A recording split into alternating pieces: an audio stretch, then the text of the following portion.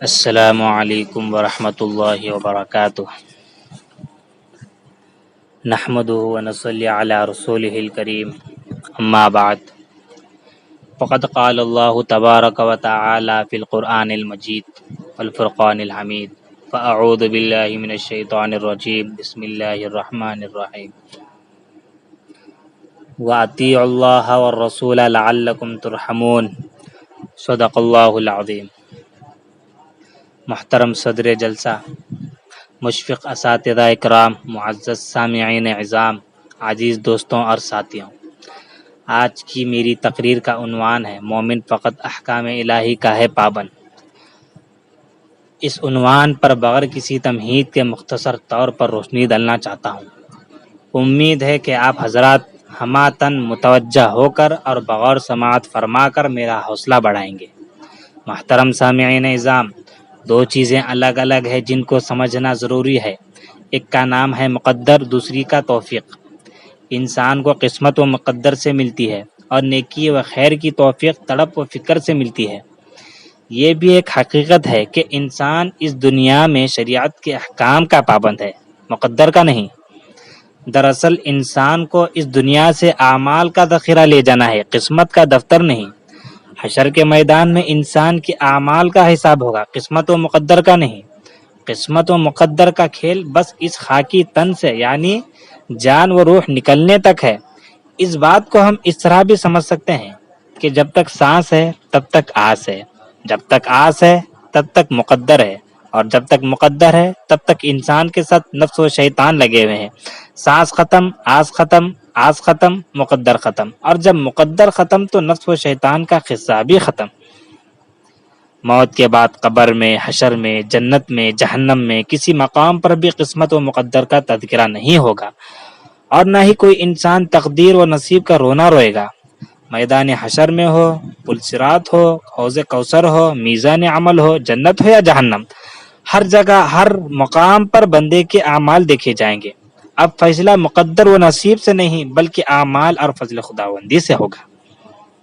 جس طرح دنیا میں دو چیزیں ہیں، یہ بات میں آپ کو پہلے بھی بتائی دی تھی، جس طرح دنیا میں دو چیزیں ہیں، ایک مقدر اور دوسرا اللہ کی توفیق، اسی طرح حشر کے میدان میں بھی دو چیزیں ہوں گی، ایک بندے کا عمل اور دوسرا خدا کا فضل۔ محترم سامعین اکرام، کائنات کی ہر شے اور ہر مخلوق سوائے جنات و انسان کے تقدیر کی پابند ہے، اور یہ سب کے سب اللہ اور آخرت کے لیے نہیں بلکہ دنیا اور انسان کے لیے ہے۔ یہی وجہ ہے کہ ان کے لیے کوئی دین ہے نہ طریقہ، اصول ہے نہ ضابطہ، شریعت ہے نہ طریقت، مسلک ہے نہ مذہب، راستہ ہے نہ رہبری، نبی ہے نہ پیغمبر، نہ جائز کا سوال ہے نہ ناجائز کا تذکرہ، نہ حلال کا ذکر ہے نہ حرام کی بحث، نہ نیکی کی صلاحیت نہ گناہ کی طاقت، نہ اجر و ثواب کی امید، نہ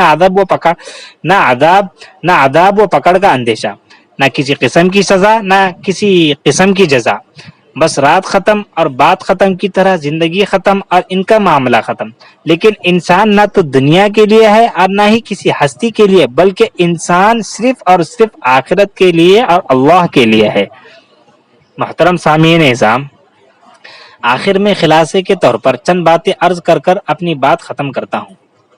جس طرح یہ ایک حقیقت ہے کہ کائنات کی تمام مخلوقات اللہ کی مرضی و مقدر کی پابند ہے، اللہ نے انہیں کسی قسم کا کوئی اختیار نہیں دیا ہے، لیکن انسان چونکہ اشرف المخلوقات ہے، اس کو عقل و شعور دیا گیا ہے، علم و عرفان سے نوازا گیا ہے، تجربات و مشاہدات کی دولت عطا کی گئی ہے، اچھے برے کی تمیز دی گئی ہے، نیکی و بدی کی قوت و صلاحیت دی گئی ہے، زندگی گزارنے کے لیے شریعت کا مکمل دستور و نظام دیا گیا ہے۔ ان کے پیچھے چونکہ نفس و شیطان لگے ہوئے ہیں، نفس و شیطان کے بہکاوے میں آ کر کہیں انسان خدا کے ساتھ سرکشی و بغاوت نہ کر بیٹھے اور اپنے مالک و پروردگار کے احکام کی نافرمانی میں مبتلا ہو کر اپنے آخرت برباد نہ کر بیٹھے۔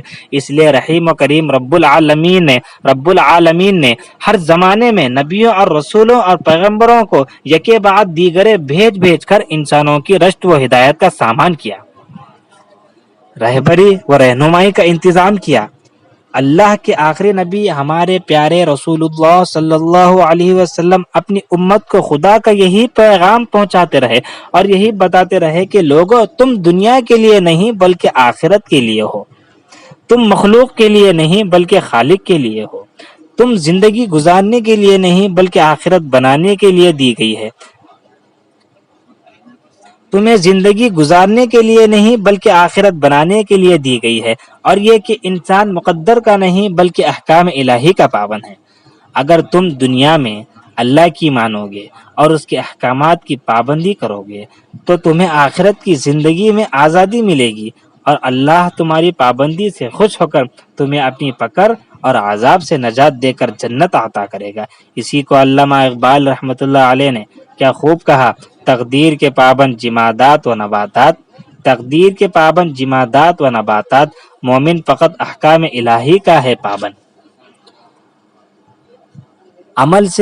عمل سے زندگی بنتی ہے جنت بھی جہنم بھی.